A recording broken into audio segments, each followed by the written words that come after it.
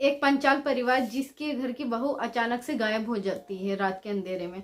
वो परिवार बहुत ज्यादा घबरा जाता है कि घर की बहू घर से गायब है, आखिर वो गई तो कहाँ।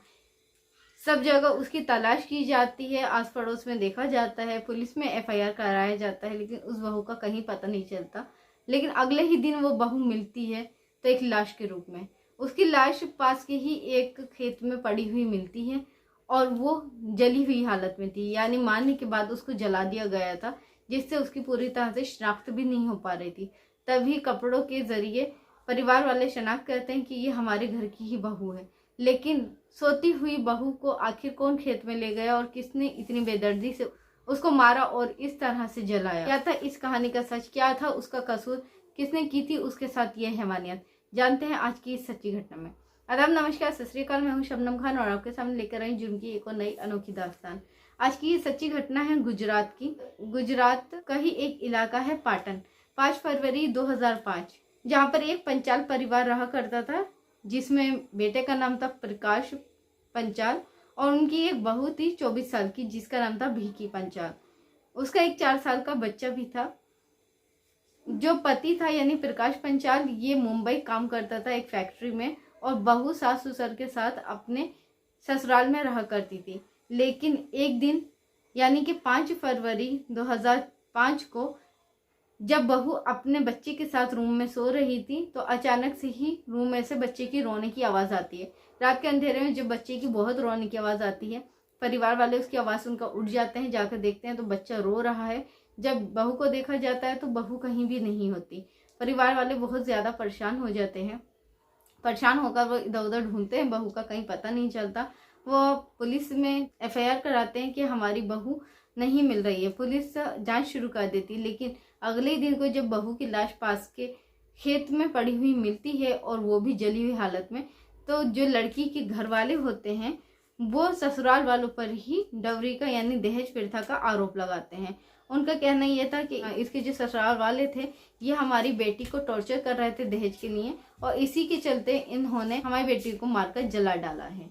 अब वो ससुराल वाले बहुत दुहाई देते हैं कि हमने ऐसा कुछ नहीं किया, हमने तो आज तक दहेज के बारे में नाम भी नहीं लिया है, हमारा तो सुखी परिवार सही से चल रहा था। लेकिन उनकी बात कोई नहीं मान पाता, जबकि ये लोग बहुत रुतबे वाले लोग थे। इनका कोई भी ऐसा क्रिमिनल रिकॉर्ड नहीं था, लेकिन परिवार वालों का आरोप था, जिसकी वजह से सास ससुर को और बाकी लोगों को गिरफ्तार कर लिया जाता है और उन पर दहेज प्रथा का आरोप लगाकर जेल भेज दिया जाता है, जहां पर 15 दिन तक ये सास ससुर जेल में रहते हैं। उसके बाद ये जमानत पर बाहर आ जाते हैं।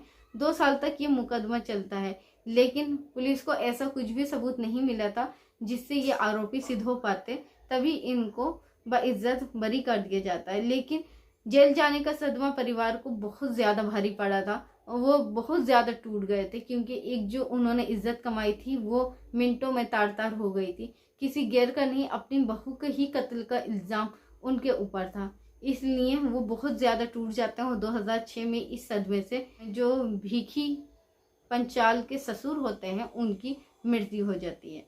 उनकी मृत्यु के बाद और भी ज्यादा परिवार पर कहर टूट पड़ता है और 2013 में जो सास होती हैं वो भी मर जाती हैं, यानी कि इस सदमे को वो भी बर्दाश्त नहीं कर पाती और उनका भी देहांत हो जाता है। अब ये जो पंचाल परिवार था पूरी तरह से टूट गया था। ससुर मर चुके थे, सास मर चुकी थी, बहू रहस्यमय तरीके से मर चुकी थी। बेटा पंचाल बचता है, 4 साल का उसका बच्चा होता है, बड़े भाई होते हैं। जो बेटा होता है उसको इन सब का इतना सदमा लगता है कि उसको कैंसर हो जाता है, वो कैंसर की बीमारी से ग्रस्त हो जाता है। लेकिन छोटा बच्चा था, उसको पालना भी जरूरी था, इसलिए ये अपने बच्चे की परवरिश करने लगता है। फिर धीरे धीरे ऐसी ही समय कट जाता है और 14 साल बीत जाते हैं। जो 4 साल का बच्चा था वो 18 साल का हो जाता है। ये अपने बच्चे को लेकर अहमदाबाद में रहता है। अहमदाबाद में इसका बच्चा पढ़ाई कर रहा था और पिता अपना काम कर रहा था। लेकिन एक दिन अचानक से गुजरा हुआ वक्त वापस लौट आता है, यानी 14 साल के बाद अचानक प्रकाश पंचाल के फोन पर एक कॉल आती है और वो कॉल किसी और की नहीं, पुलिस क्राइम ब्रांच की थी। ये पालनपुर की क्राइम ब्रांच ऑफिस से बोल रहे थे और वो बोलते हैं, क्या आप अपनी पत्नी की एक तस्वीर हमें दे सकते हैं? ये सुनने के बाद प्रकाश पंचाल बहुत ज्यादा शॉक्ड हो जाता है। वो बोलता है कि 14 साल के बाद आप उनकी तस्वीर क्यों मांग रहे हैं? बोलते हैं हमें जरूरत है कि आप दे सकते हैं।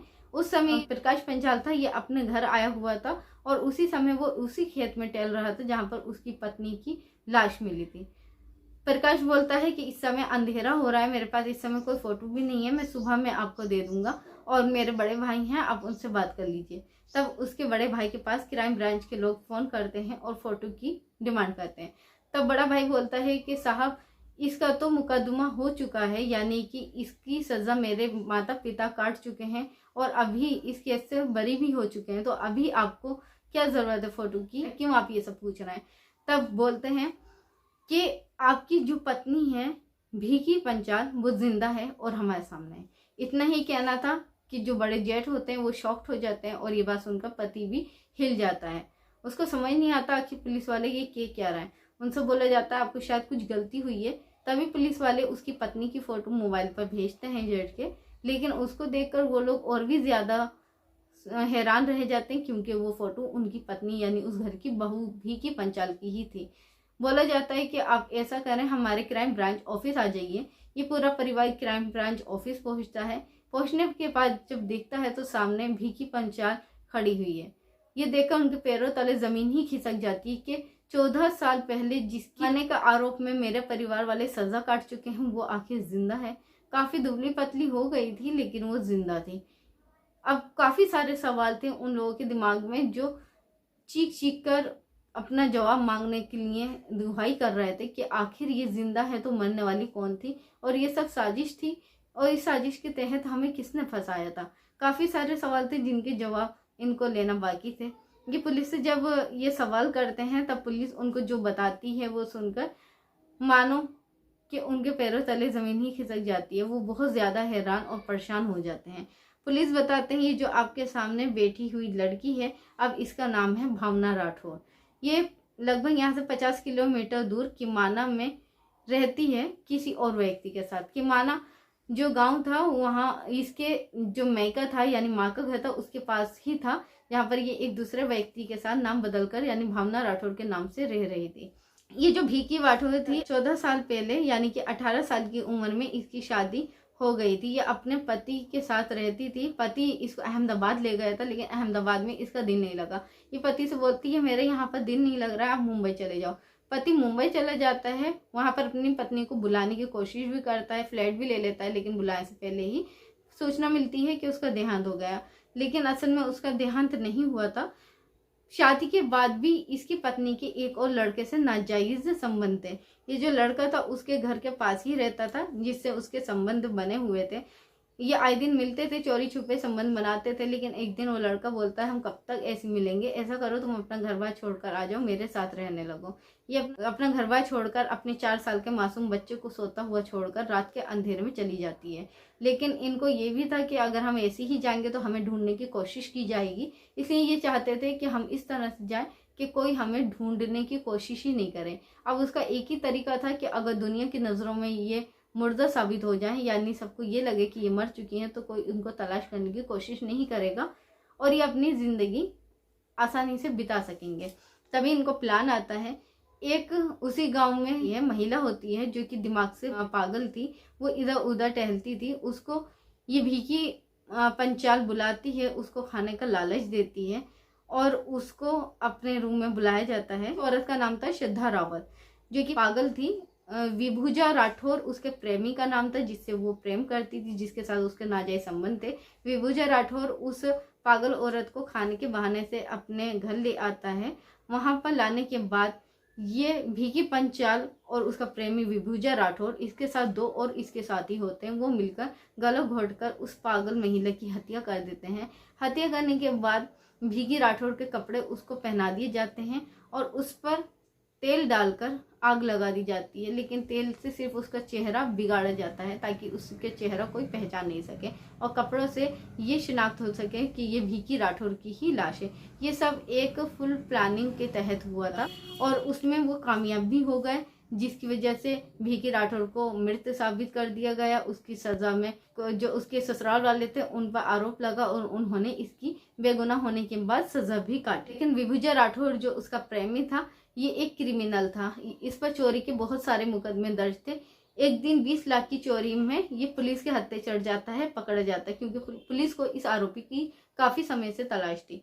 लेकिन जब पुलिस इस पर सख्ती से पूछताछ करती है तब ये अपना गुनाह कबूल करता है। इससे जब पूछा जाता है और तूने क्या क्या गुनाह किए हैं, क्या क्राइम किए हैं, तब वो अपनी ये कहानी बताता है कि मैं भीखी पंचाल से प्यार करता था और उसको हासिल करने के लिए हमने एक प्लानिंग की ताकि वो मुर्दा साबित हो सके, हमें कोई ढूंढ नहीं सके। हमने एक पागल औरत को मार डाला और जलाकर उसकी लाश हमने खेतों में फेंक दी ताकि उसकी शिनाख्त भीखी राठौर के नाम पर की जा सके।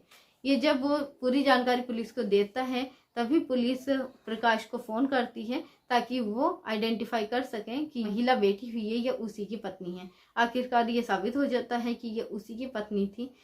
उस महिला को बहुत ही ज्यादा गिल्टी थी। वो अपने पति को सामने देखती है लेकिन नजरें नहीं मिला पाती। आखिर मिलाती भी तो कैसे, उसने काम ही कुछ ऐसा किया था। वो नजरें नीचे झुका लेती है। पुलिस प्रेमी विभुजा राठौर और भीखी पंचाल और उसके जो 2 और साथी थे, इन लोगों को हिरासत में ले लेती है और उन पर मुकदमा दर्ज किया जाता है। आखिरकार 14 साल के बाद सच सामने आ ही गया। कहते हैं कि सच छुपाए नहीं छुपता, कभी ना कभी उसका खुलासा हो ही जाता है। लेकिन जो तकलीफें पंचाल परिवार ने सही, क्या वो वापस उसका कोई हर्जाना भर सकता है? जो दर्द लेकर पंचाल परिवार के यानी कि प्रकाश के माता पिता इस दुनिया को छोड़कर चले गए, क्या वो वापस आ सकते हैं? नहीं। सिर्फ बहू के एक नाजायज रिश्ते ने पूरा पंचाल परिवार को तोड़ दिया, बिखेर दिया, तार तार कर दिया और साथ ही अपने जो मासूम बच्चा था उसकी भी जिंदगी अधूरी कर दी। अब जिंदगी भर उसको बिन माँ के ही जीना पड़ेगा। फिर हाजिर होंगे आपके सामने जिनकी एक और सच्ची घटना लेकर। जब तक कि आप अपना अपने परिवार का ख्याल रखें, सुरक्षित रहें। वीडियो अच्छी लगी है तो वीडियो को लाइक करके चैनल को सब्सक्राइब करना हरगिज़ नहीं भूलें। धन्यवाद जी।